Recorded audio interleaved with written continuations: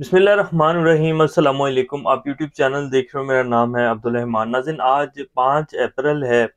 कल एक बड़ा शानदार फैसला आया जी सुप्रीम कोर्ट की तरफ से। उसके बाद इत्तेहादी जमातें और हुकूमत में ऐसे था कि जैसे कोई कोहराम मच गया है और जैसे कोई फौतगी का आलम था, अल्लाह माफ़ करे। इसी तरह हुकूमती बेंचेस का हाल था और समझ कुछ नहीं आ रही थी। और पहले तो ये अनाउंस किया गया फ़ौरन कि जी हम जो है ये फ़ैसला नहीं मानेंगे, हम इलेक्शन नहीं करवाएँगे। लेकिन अब आज दोबारा जो है शहबाज शरीफ साहब ने इजलास किया है कानूनी माहिरीन को बुलाकर, जिसमें अटॉर्नी जनरल साहब, वज़ीर कानून साहब और कुछ उनकी पार्टी के लोग थे। और शाम को इत्तेहादी जमातों का इजलास बुलाया जा रहा है। क्या ये इलेक्शन से इनकारी हो जाएंगे? क्या सुप्रीम कोर्ट का फैसला नहीं मानेंगे?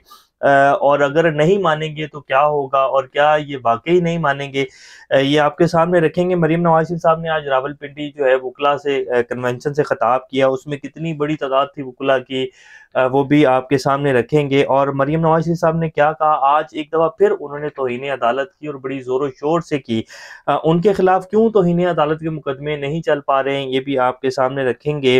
4 अप्रैल को एक बार फिर इंसाफ और अदल का कत्ल हुआ है, ये शहबाज शरीफ साहब कहते हैं। पहले कब हुआ था इंसाफ और अदल का कत्ल, वो भी आपके सामने रखेंगे। इस्लामाबाद हाई कोर्ट ने जो है गद्दारी के हवाले से बड़ा ज़बरदस्त एक फैसला दिया। शानदाना गुलजार साहब जो कि पीटीआई के रहनुमा है, उनके खिलाफ गद्दारी का मुकदमा दर्ज किया गया था।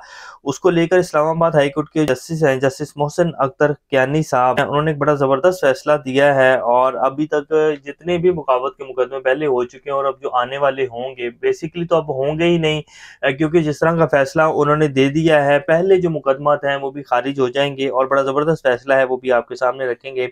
इससे पहले अगर आप लोगों ने चैनल को सब्सक्राइब नहीं किया तो रेड बटन को प्रेस कर लें और बेल आइकॉन को भी प्रेस कर लें, ताकि लेटेस्ट अपडेट्स आप लोगों को मिलते रहें। ये जो हमारा ताल्लुक है ऐसे ही जुड़ा रहे। सबसे पहले जी एक अफसोसनाक खबर, इसराइली फोर्सेस ने दोबारा रात को जो है मस्जिद अक्सा में जो मुसलमान नमाज अदा कर रहे थे, वहाँ उनके ऊपर दोबारा से एक दफ़ा तशद्दुद किया है। मस्जिद अक्सा में घुस गई इसराइली फोर्सेस जो है, और वहाँ उन्होंने औरतों के ऊपर, मर्दों के ऊपर जो है, नमाज जो लोग पढ़ रहे थे वहाँ, उन सब के ऊपर जो है लाठी चार्ज किया है। और इसके ऊपर पूरी दुनिया का मीडिया जो है वो आवाज़ उठा रहा है। आज इमरान खान साहब ने भी इसके ऊपर ट्वीट किया है। इसराइल ये सब कुछ बहुत देर पहले से कर रहा है, पूरा फ़लस्तीन जो है उसने हड़प कर लिया है। और मुसलमान ममालिक हम समेत जितने भी हैं सिर्फ आवाज़ उठाते हैं और जो है इसको कंडेम करते हैं। क्या कंडेम करने से पाकिस्तान ने आज तक कश्मीर जो है वापस ले लिया है, इसी तरह कंडेम करने से इसराइल भी कभी फ़लस्तीन को नहीं छोड़ेगा और ना ही वो अपनी जो हदूद है उसमें वापस जाएगा। थप्पड़ का जवाब जो है वो हमेशा मुक्के से दिया जाए तो फिर ही उसका कोई फ़ायदा होता है, वैसे कोई फ़ायदा नहीं होता। और हम जो है थप्पड़ का जवाब, मुसलमान मुल्क जो है ख़ास तौर पर, वो थप्पड़ का जवाब जो है वो सिर्फ आवाज़ उठाकर दे रहे हैं। तो ऐसे तो कभी भी नहीं होगा। और कभी भी जो मुसलमान जिनके ऊपर जुल्म हो रहा है, बेशक वो दुनिया के किसी भी कोने में है, उन पर जो जुल्म है वो ऐसे ही होता रहेगा। अब आपके सामने रखते हैं कि जी मरीम नवाज शरीफ साहब ने जो आज वुकला बार से खिताब किया है, उन्होंने कहा कि जी रावलपिंडी में खिताब कर रही, उन्होंने कहा कि जी इमरान खान और सूरत खान ने नए चीफ जस्टिस के आने तक कामों की टाइम लाइन बना रखी है। नए चीफ जस्टिस के आने तक बाकायदा उन्होंने आज जो जस्टिस फाइज ईसा साहब हैं, सरीना ईसा का भी जो है बड़ा ज़बरदस्त जिक्र किया। उन्होंने कहा कि सरीना ईसा का क्या कसूर था जो उसके ऊपर मुकदमे बनाए गए। बड़ी हमायत हासिल कर रहे हैं आजकल जस्टिस फाइज ईसा की। जैसे कि पहले 2-3 दिन पहले शहबाज शरीफ साहब ने उनका रेफरेंस भी वापस लिया जस्टिस फाइज ईसा साहब का। पूरे 11 माह जो है कोई उनको याद नहीं आया कि जी जस्टिस फाइज ईसा का जो है रेफरेंस वापस लेना है। जैसे ही जस्टिस फाइज ईसा ने वो फैसला दिया, जिसको बाद में सुप्रीम कोर्ट ने सर्कुलर कर दिया और फैसला जो है गलतम करार दे दिया कि जी आपने आज खुद नोटिस जो है वो खुद दिया, और बाद में 6 जो रुकनी बेंच बना उसने वो फैसला दिया बाकायदा। जस्टिस फाइज ईसा ने जो कहा कि जी आपने ये कैसे फैसला दिया, आप आज खुद नोटिस तो ले ही नहीं सकते, आपने कैसे जो है ये फैसला दिया। तो बहरहाल उस फैसले के बाद जो है फिर हुकूमत ने भागकर जो है रेफरेंस वापस लिया। आज सरीना ईसा का जो है वो जिक्र कर रही है मरीम नवाज शरीफ साहब, और कह रही हैं कि जी नए चीफ जस्टिस के आने तक जो है लगता है कि इमरान खान के सहूलतकारों ने इनकी जो कामों की टाइमलाइन है वो बना रखी है। तो जितनी वो कड़ी से कड़ी तनकीद जो है sitting chief justice of Pakistan है उमर बंदयाल साहब सुप्रीम कोर्ट के ऊपर कर सकती थी, उन्होंने आज की है। उन्होंने कहा कि कभी किसी अदालत ने डिक्टेटर के सामने खड़े होने की जुर्रत नहीं की, बल्कि इनका साथ दिया। पाकिस्तान की 76 साल तारीख में कभी भी किसी वज़ीर-ए-आज़म ने आईनी मुद्दत पूरी नहीं की।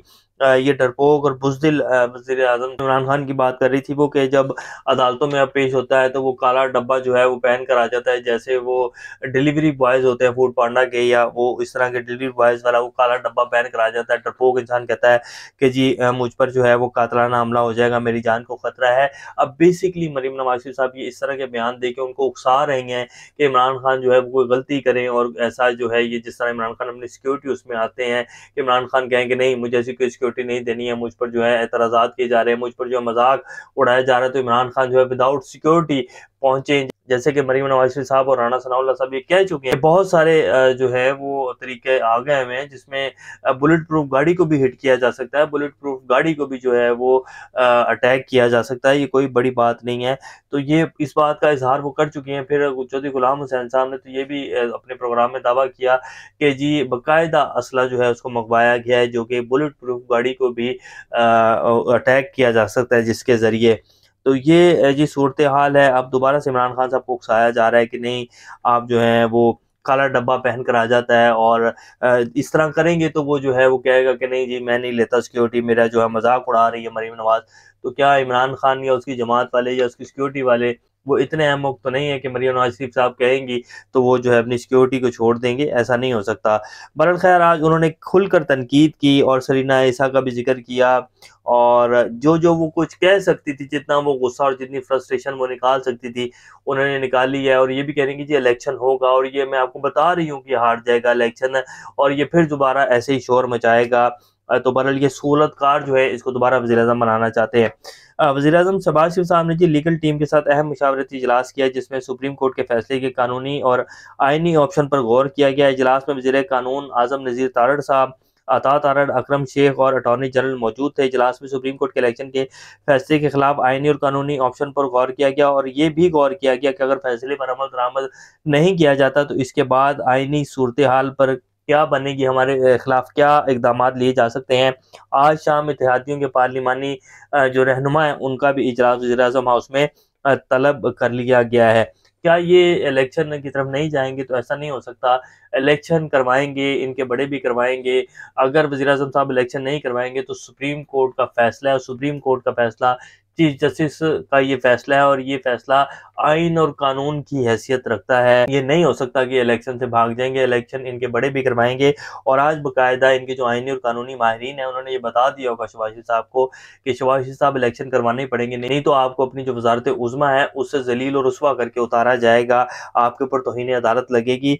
तो ये इससे नहीं भाग सकेंगे। ये सिर्फ गिदड़ फपकियाँ हैं और हर्डल्स क्रिएट करने की कोशिश हैं जो की जाएंगी, लेकिन इसका फ़ायदा कोई नहीं होगा। इसके साथ साथ वज़ीर-ए-आज़म साहब ने कहा कि 4 अप्रैल को एक बार फिर अदल और इंसाफ का कत्ल हुआ है। सुप्रीम कोर्ट के फैसले की जितनी मजम्मत की जाए कम है। दरअसल कल 4 अप्रैल थी और भुट्टो साहब का जो जुडिशल मर्डर किया गया था उसके हवाले से भी उन्होंने कहा, और वो भी इसी तारीख को 4 अप्रैल को ही हुआ था, तो उसका हवाला देते हुए उन्होंने कहा कि जी एक बार फिर जो है अदल इंसाफ का जो है कत्ल किया गया है। इस्लामाबाद हाई कोर्ट ने जो आज बड़ा ज़बरदस्त फैसला सुनाया है जी बगावत के मुकदमात को लेकर। बगैर कानूनी अमल के बगावत का मुकदमा दर्ज करना वक्त और वसाइल का ज़िया करार। पीटीआई सीनियर रहनुमा शानदाना गुजार के खिलाफ बगावत का मुकदमा खारिज होने का तफसीली फैसला जारी कर दिया गया है। जस्टिस मोहसिन अख्तर कियानी ने कहा कि कोई शक नहीं कि शानदाना गुजार का बयान इनफरादी शख्सियात और हुक्काम के खिलाफ है, लेकिन इसमें आवाम को बगावत पर उकसाने के हवाले का कोई अंसर मौजूद नहीं है। आर्टिकल 19 चंद मखसूस पाबंदियों के साथ मुकम्मल इजहार राय का हक देता है, कोई बगावत का मुकदमा नहीं है और ऐसे बगावत के मुकदमे दर्ज नहीं हो जाते। तो उन्होंने कहा कि बगैर कानूनी अमल के बगावत का मुकदमा दर्ज करना वक्त और वसाइल का ज़िया करार दे दिया गया है। 9 सफ़ात पर मुश्तमिल ये तफसीली फैसला जो है जारी कर दिया गया है। Justice Mohsin Akhtar Kiyani Islamabad high court की तरफ से यह फैसला किया गया है।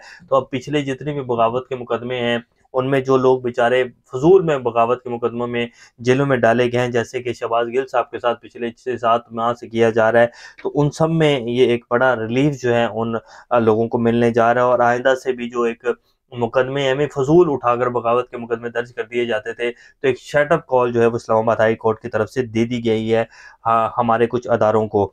अब जी इमरान खान साहब ने भी कहा है कि जी आज रात यौम तशक्कुर मनाएंगे नमाज इशा के बाद, और अवाम और हम जो हैं वो सुप्रीम कोर्ट के साथ खड़े हैं। ये लोग अपनी आखिरी हद तक इलेक्शन से भागने की कोशिश करेंगे, लेकिन ये जो मर्जी भी कर ले, इन्हें इलेक्शन अब करवाने ही पड़ने हैं। अभी तक के लिए इतना ही। अपना और का ख्याल रखिएगा। अल्लाह हाफिज़।